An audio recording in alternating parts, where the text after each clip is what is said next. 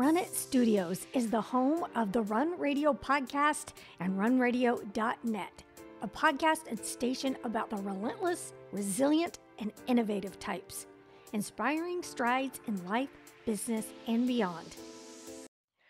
Welcome back to the Run It Studios podcast. My name is Trina Wilcox, and my guest knows a thing or two about running things, which is what we talk about on the podcast, running things literally and metaphorically. We run all of these things in our lives. We even write it down many times, and that's something author Debra Yates is going to talk to us about, author of Woman of Many Names. Welcome. Thank you. Pleasure to meet you, Trina.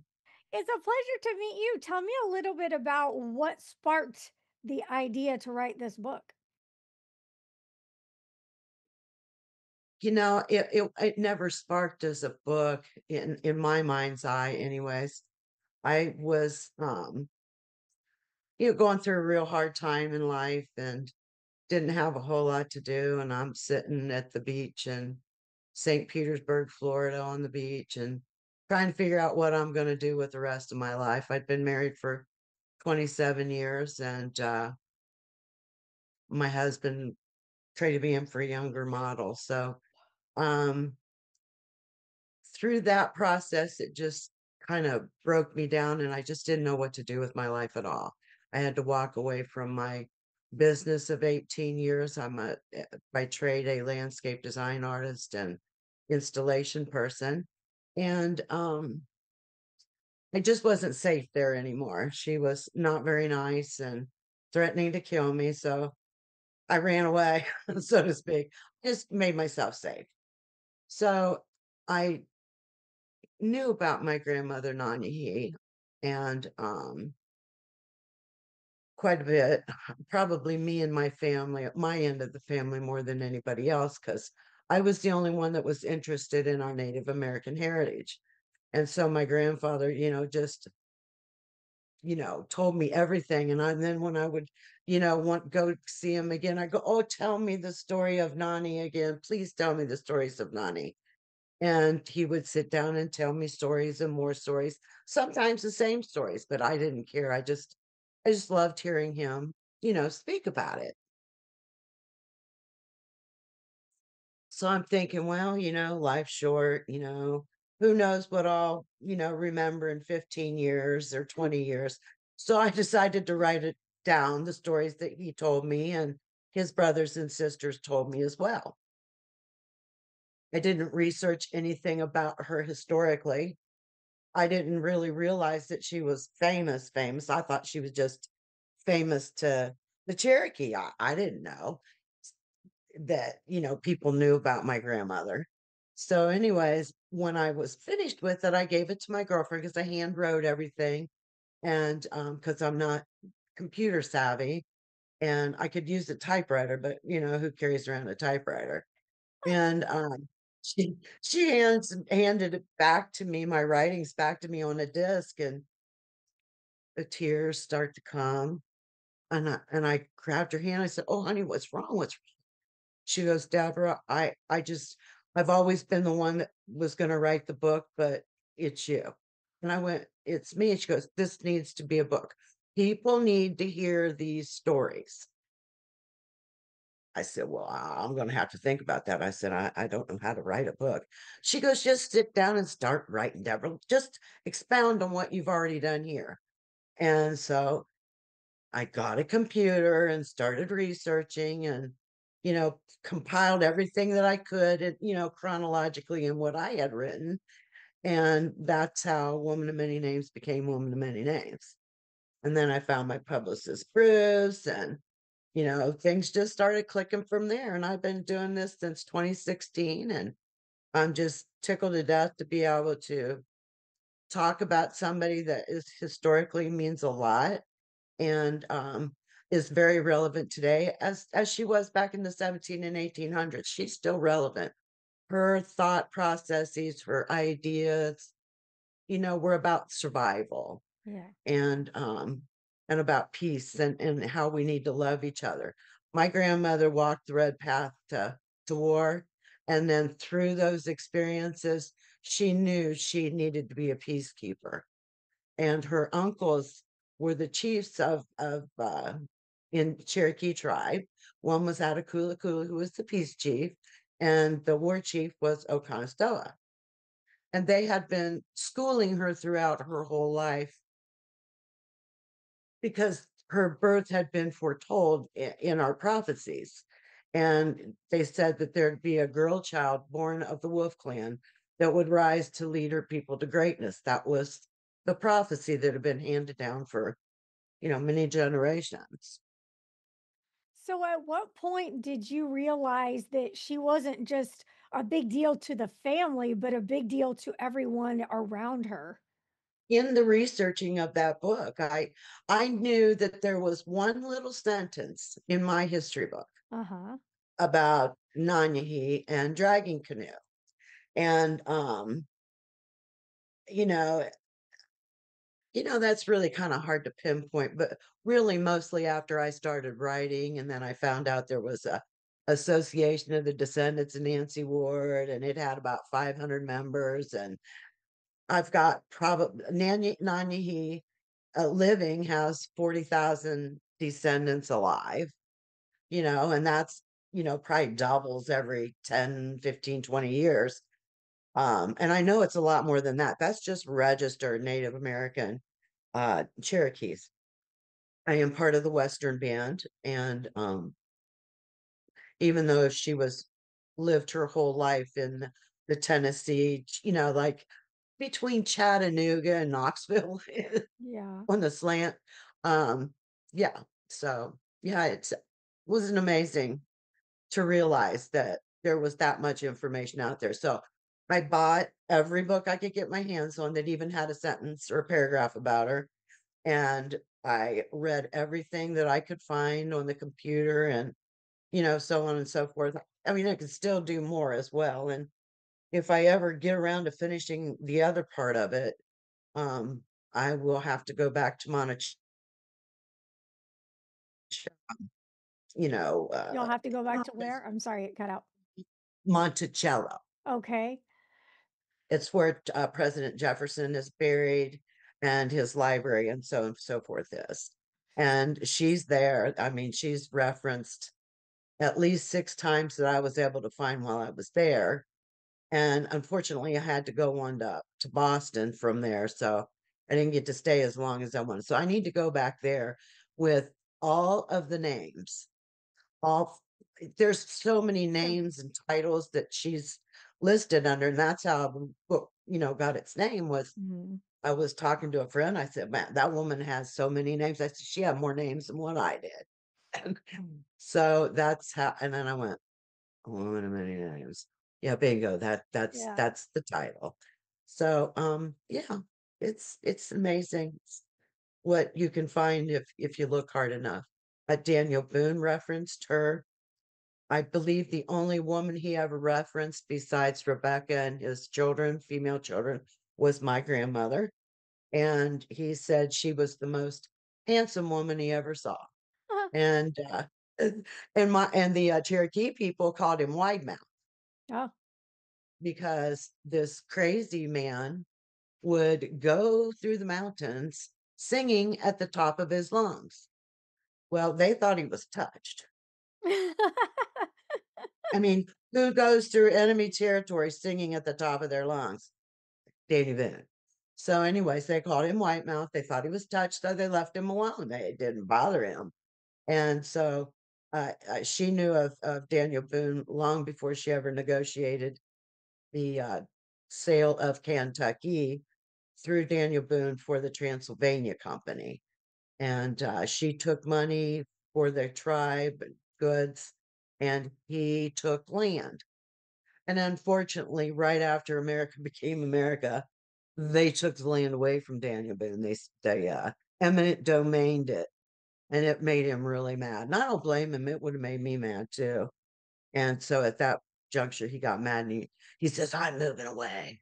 So he moved to Arkansas. So that's how he ended up out there. So, in all of your research, what surprised you most, just overall, not necessarily about her, but just what kind of took you by surprise as you were digging in?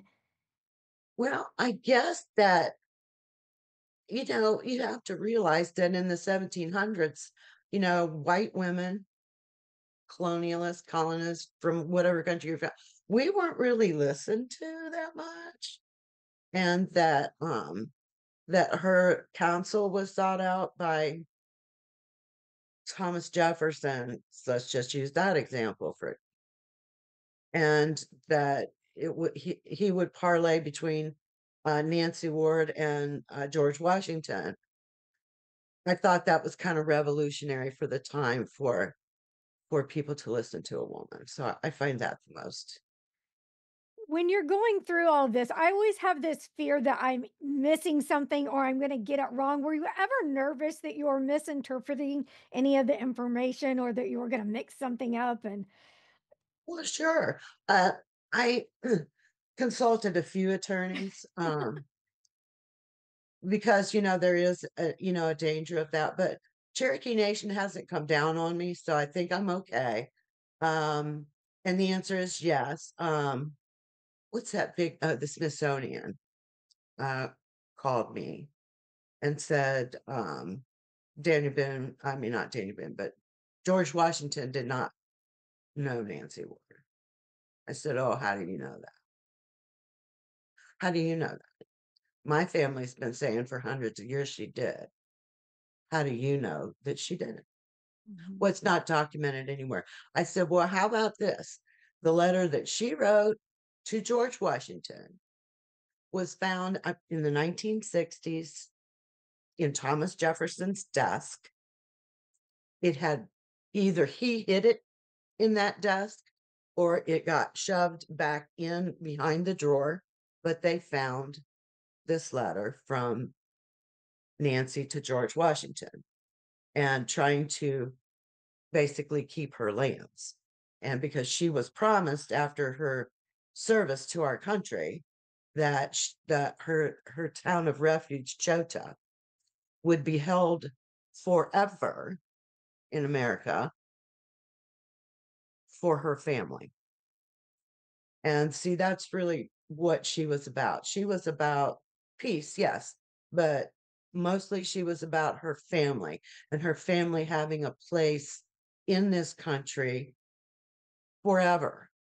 And they did not live up to that. It was, of course, seized. Chota was seized.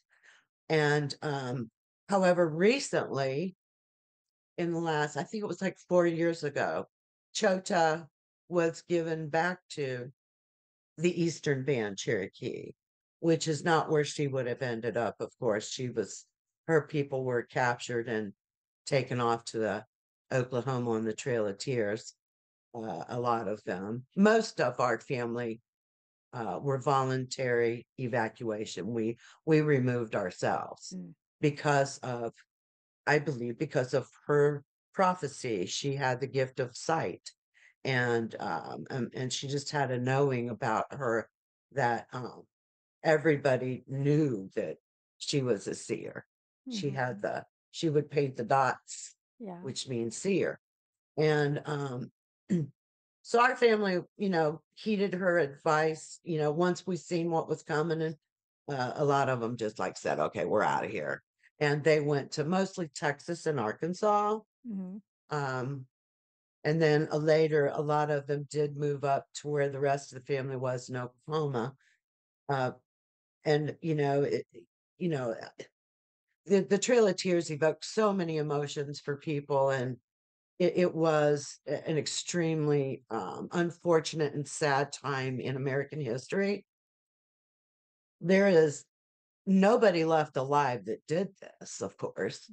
And I hear anger, so much anger, so many times, and when people talk about it, and I personally, it makes me ill to even step foot on the Trail of Tears. My body knows, and I don't know how it happens or why it happens like that, but my body knows when it's on the trail, and I literally get sick. And my one cousin, she was like, right. because I told her for years, I said, no, I can't go on the trail with you, honey. That's one adventure you're going to have to do alone. So twice she put me on the trail unbeknownst to me, Mhm. and I got sick, sick.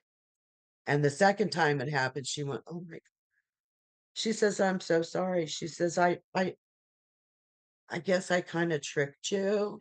I said, what do you mean tricked me? She goes, well, those two times that you got sick earlier today, we were on the Trail of Tears. I said, oh. I said, I told you it makes me Told sick. you. She goes, yes, it does. And I somehow or another, our bodies have a link to that. And they know that a conquered people, their DNA changes, literally, their DNA changes within, the generations of being conquered be- because of depression. That depression is passed from generation to generation. I can see it all over my family. We all almost all carry chronic depression, and it's genetic.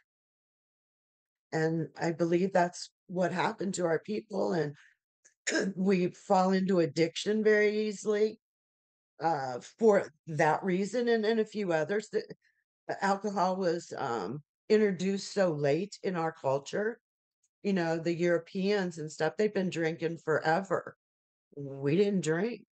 We smoked. You know, we did the peace pipe. We smoked herbs to get, pleasure, not alcohol. So when it was introduced so late into our culture, it wiped so many of the people out. Hmm.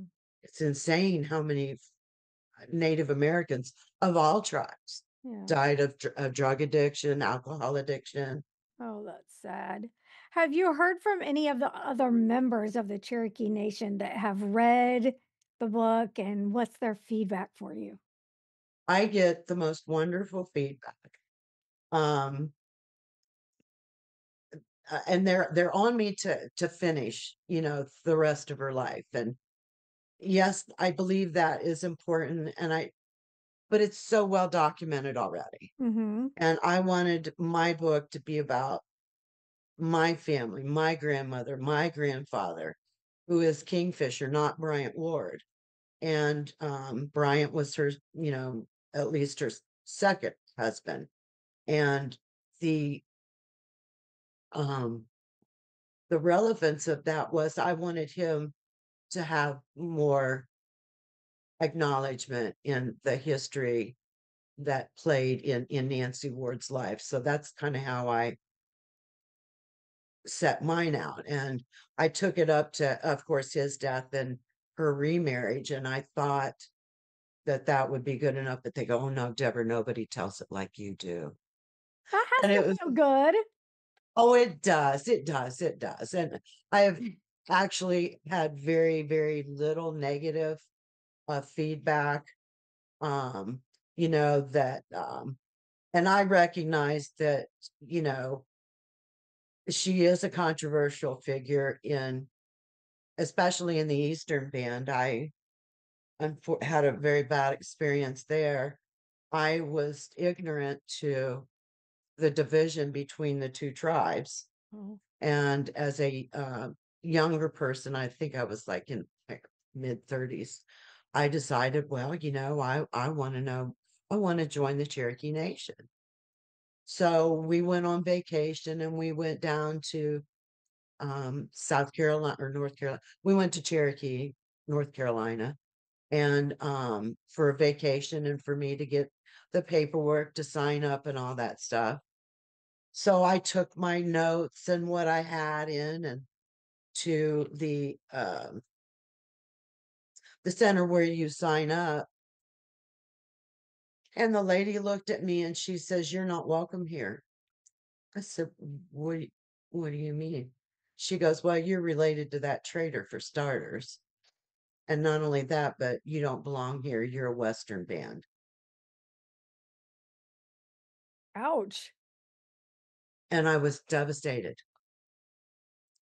I have been since the day I found out I was part Cherokee Indian. I knew, I think my soul knew that I was, Right. but my family did not recognize it because of the discrimination of the 20s, 30s, 40s, 50s, 60s.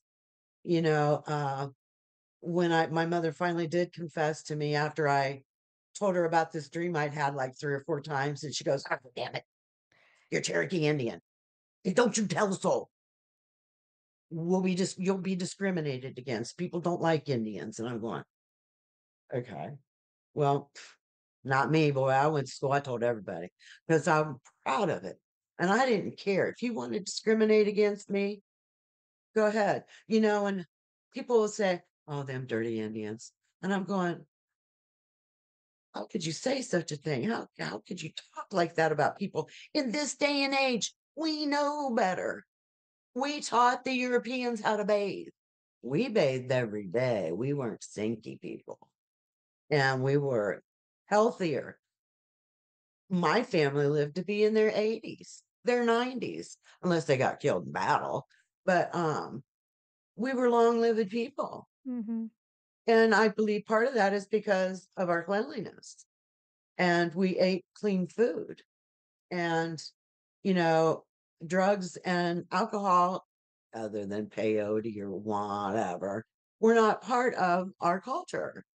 And then after it was introduced, it wiped out so many people.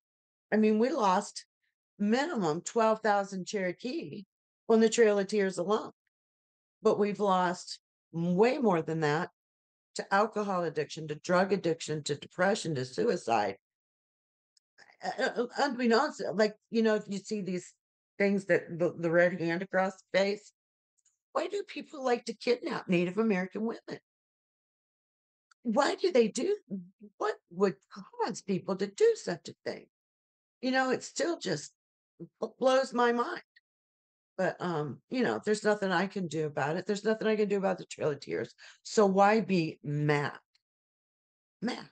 angry? Solves nothing. There's nobody left to punish.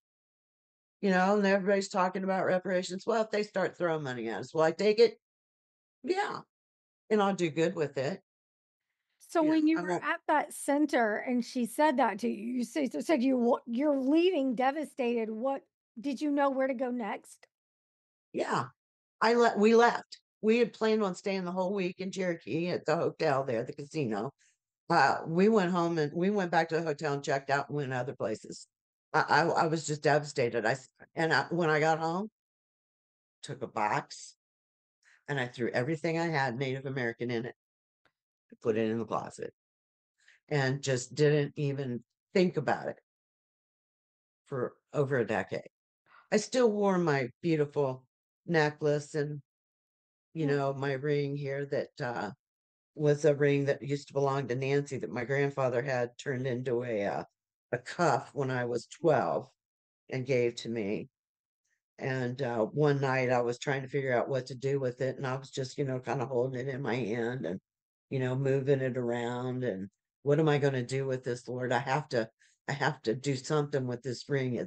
It's historical. It's too small for me. I can't wear that cuff. It won't even go over my wrist anymore. And before I knew it, I had molded it into a ring. Ah, It was like my brain went to another plane and did this. yeah. But when I speak for Nancy, I always have this arrowhead on and this stone that belonged to her. So you've got the original book. Are there already consecutive ones out there? Or are you working on them? I have the starts of 5 other books that have sat in the closet. Um, COVID messed my life up like it did everybody else's. Right. And you would have thought that would have been a perfect time to do that. But my mother broke down Yeah. and I had to move. And it seems like since I made that move, I can't concentrate Yeah. very good. I believe I'm going to have to go back to the Okohe River and rent a cabin and lock myself in it for probably a month, and Yeah. I'll come out with it. It will come. It started, but writing is one of those things, especially when you didn't know you Yeah. were one. Yeah. Yeah, I'm a landscaper, I'm a construction girl. I like playing in the dirt and being outside, and I think I discovered when I found the gravesite, I didn't know that she had a park and she was buried there. And when I did find that out and went there, as I'm ascending the hill where she's buried on top of, it's like click, click, click, click. Things start falling in place for me walking up that hill, and I'm going, oh my gosh, my life makes sense. Now I know why I was driven to do so many of the things that I did. It's just something that's set seed deep in your heart. DNA, call it what you must. And I knew, I knew I'd been trained uh, through her, even though she died in 1822. I know that she influenced my life. And had, I went into, like I said, into the landscaping industry. I worked for a very large garden center, one of the largest in Ohio. And I went to the library before I started work because I had no plant experience, Yeah. none. And he hired me to, you know, be in, do something that I'd never done before. So I went there and I got all these books and I read all these books on plants and trees and yada yada and tried to memorize as many plants and trees as I could. And within a week, I was garden center manager. And my boss walks up to me and he says, how is it you learned so much about plants? Where did you get your education from? I said, the library. He said, the library. I said, yeah, last week I went to the library and got all kinds of books on plants and stuff and just read them. He says, I've never seen anything like you, Deborah. And I said, okay. And I made him a very rich man because I have this innate ability to sell stuff, go figure. But I just immersed myself in the plant world and the tree world and was never happier with the job that I had. And when I decided to go on and have my own business, it was like I put one ad in the paper and it sustained me for 15 years. So I was happy about it. Good. It seems like it's timing for you. So when the time is right and those others pour out of you, you'll have to come back and tell us about those I too. will. All I, right. I would. Tell people where they can go to learn more about you and your find your book. You can go anywhere and get the book. You can order it on Amazon. You can go to www.woman of many names and order straight from the publisher. Um, Books a Million, Sounds great. anywhere. Well, Woman of thank you many names. so much for spending time and sharing with us and letting us in on this little piece of history you found. Thank you.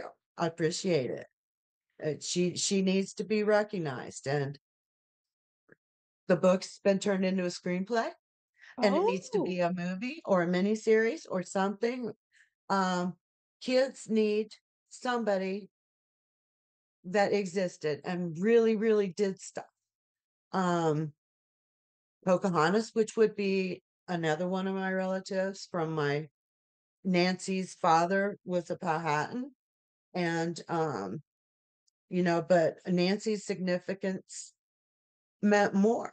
She saved so many settler lives that we'll never know how many thousands of people are here today because she warned their town or their village that her uncle and her cousin were on their way and her son to wipe them out. So I believe that she had a part to play in uh-huh. history. Dragging Canoe had his part to play in history, as well as Oconostua and Attaculla. And I believe they all knew what each other was doing. That's the only reason she was allowed to live. If the war chief thought that she truly betrayed them by her actions or her warrior cousin dragging canoe, they would have killed her. Well, keep They'd the have killed her. stories alive and keep sharing I 'em. will. All right, Thank you thanks so so much. much. You can find out Appreciate it. more anytime, watch and listen on any platform when you link over from runitstudios.com. We'll see you next time.